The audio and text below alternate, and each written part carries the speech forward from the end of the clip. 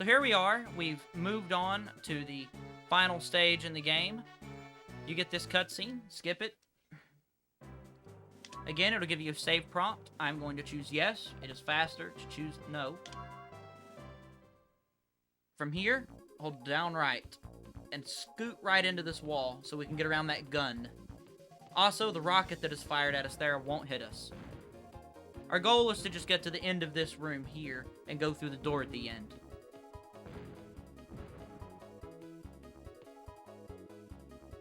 So in this room, we're gonna hold down right and go up this path here. Kind of hug the edge to avoid getting hit by that robot. You could also jump around him a different way. So to iterate, this is a pretty big path. It ends up winding and going up there. You go over there and go all the way down, and then you ride that sort of light chute thing up. But you can skip all of that extra traversal by jumping from right here. And we're immediately to the light chute. Hold left there. You can cut this corner. We're going to jump across this. And then we're going to go in this door. In here, we're going to fight the only boss that we have to fight more than once in this game. Interesting, my controller is malfunctioning again. It did that earlier, and I didn't keep it in the part, but I reacted quicker this time. Whatever. Anyway, through this door is what I like to call Gundam 2. Immediately upon going in, hold up. And get right to the edge of his feet, and then start spamming grenades. We'll be in a sweet spot here where nothing can hit us. It's not as specific as it looks. It's pretty easy to find, actually. It's not too precise. So just keep spamming grenades, and when he flies into the air, walk forward, jump, and throw. Try to hit as many of those pieces as he comes apart as possible.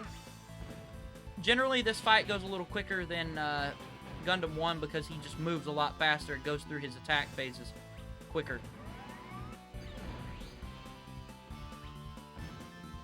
You can damage him during this particular attack, but it's not too easy. Ooh!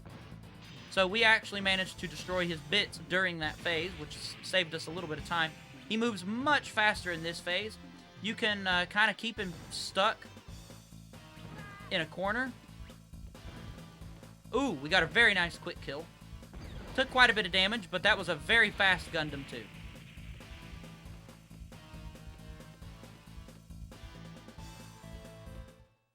So from here, hold right, jump across this gap, and go in this door. We're going to hold upright, and we're going to go around this corner. We're going to wait for this platform, and we're going to jump up on it. Jump up here. Continue around this curve. And when we see the edge, there's a switch on the wall here. We're going to want to hit that as quick as possible, but that's where it is. You can cut this corner. Try to stay kind of close to the edge without falling. There are enemies in here. Once you see this, jump over to it, cut the corner. Now we're going to equip the weapon that we got for giving the scientist the gemstone. We need it for the boss that's coming up. So here, you're going to want to get the switch across the way directly in the center of your camera. The faster you can do it, the better. Once it's in the center of your camera, do kind of a short jump and just press B. See, that didn't work. It was too tall of a jump. That will work. Oh, goodness.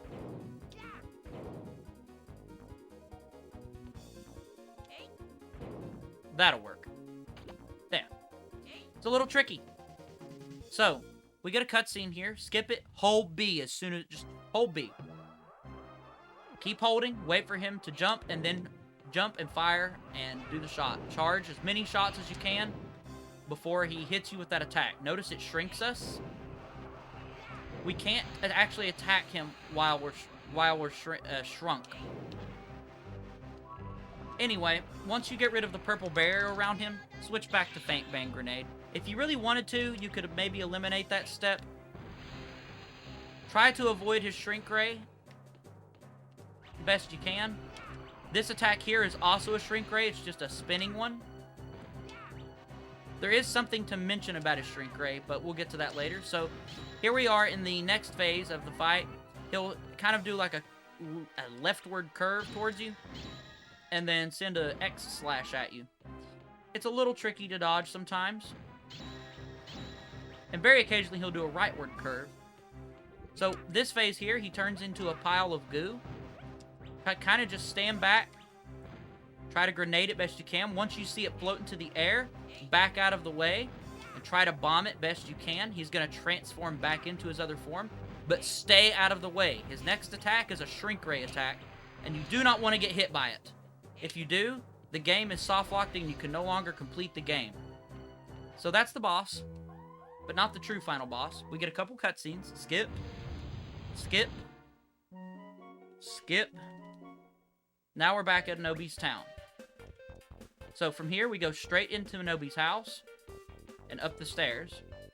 And then the final boss, the true final boss, is in that desk right there. Now, we do have to have the other gun we were using for this fight, but not immediately. So if we're shrunk, though, from the shrink ray when the other fight ends, you'll be tiny in this state, and you can't actually unshrink and fight the true final boss. It's a terrible way to lose a run. So keep that in mind. Play the boss we just fought a little safely at the end to not be tiny for this section of the game. Anyway, just walk straight into the desk. We'll get one more cutscene. We skip, and then the true final boss. Run forward and throw a bomb, and hope you hit 2 in a row.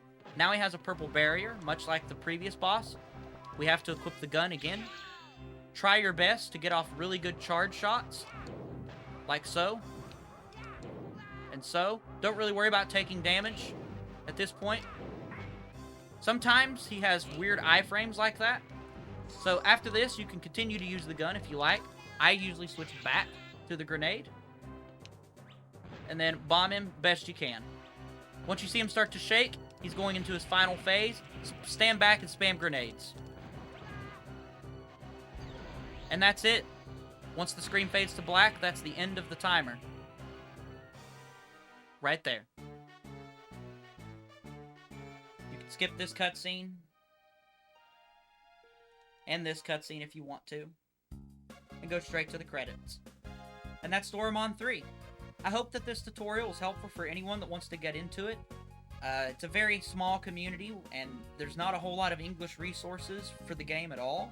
And in general, there's not really a whole lot of resources really in any language.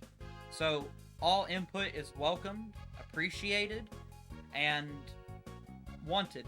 So I hope you all enjoyed this. Thanks.